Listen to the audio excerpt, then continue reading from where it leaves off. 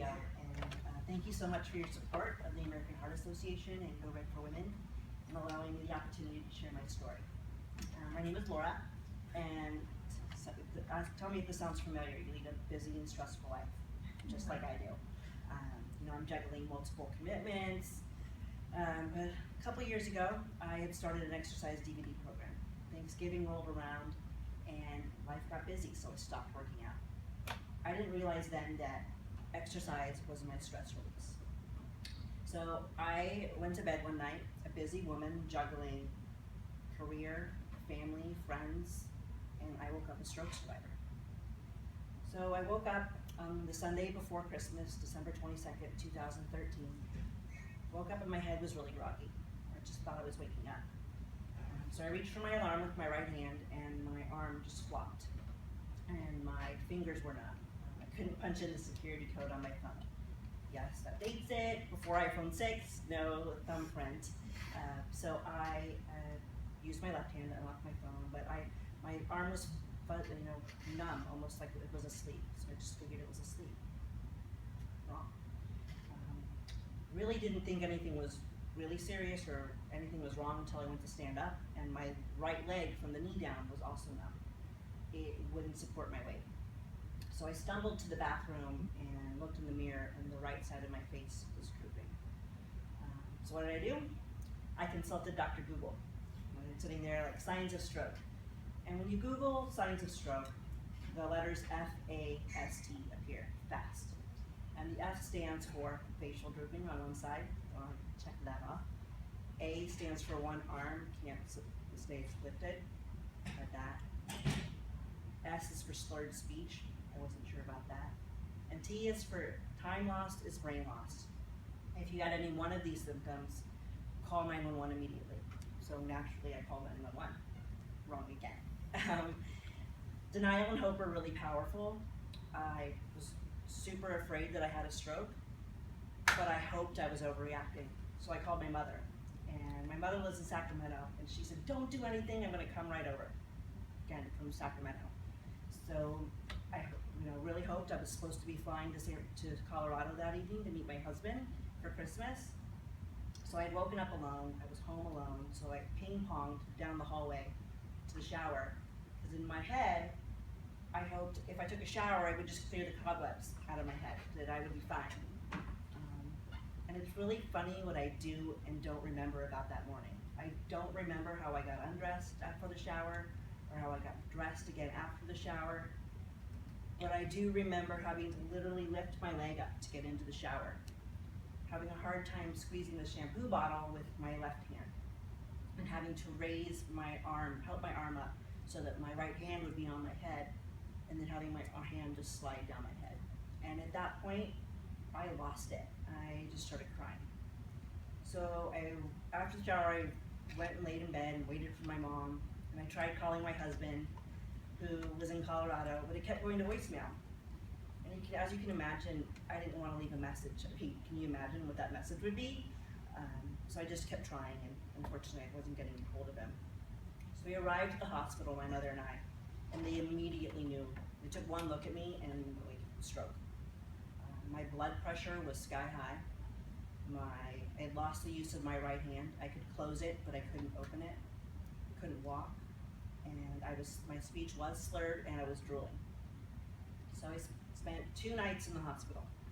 And while in the hospital, I got the most incredible pieces of advice, 2 of them. The first was from a fellow patient who actually happened to be one of my roommates. And she told me to stay positive and to never give up.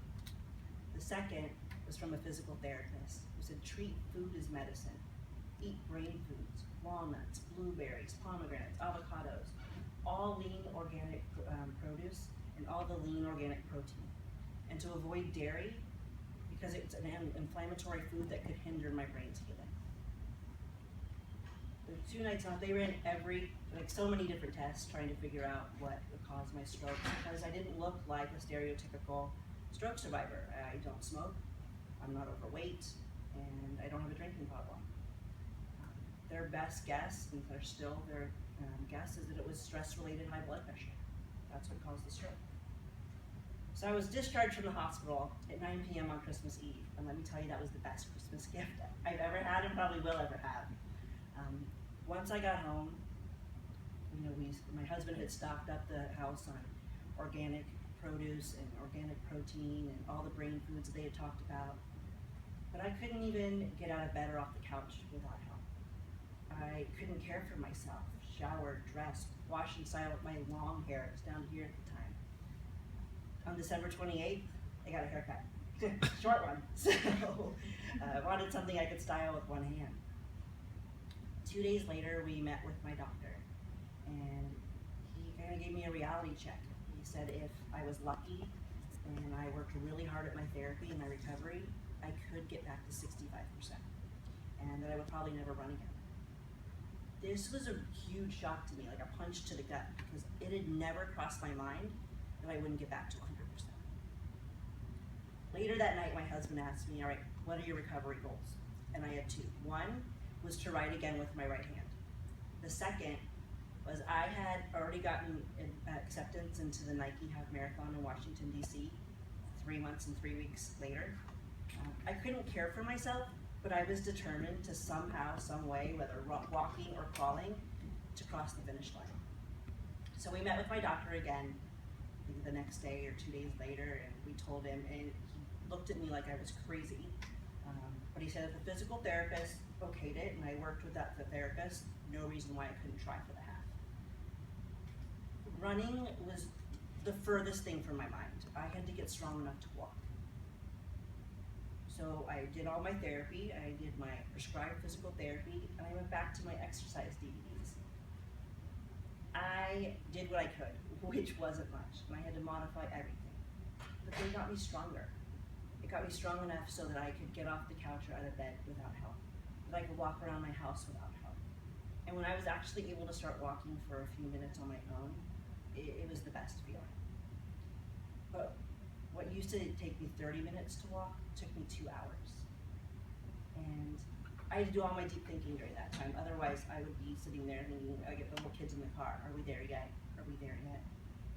And exercise, specifically walking, has become my meditation, really my me time.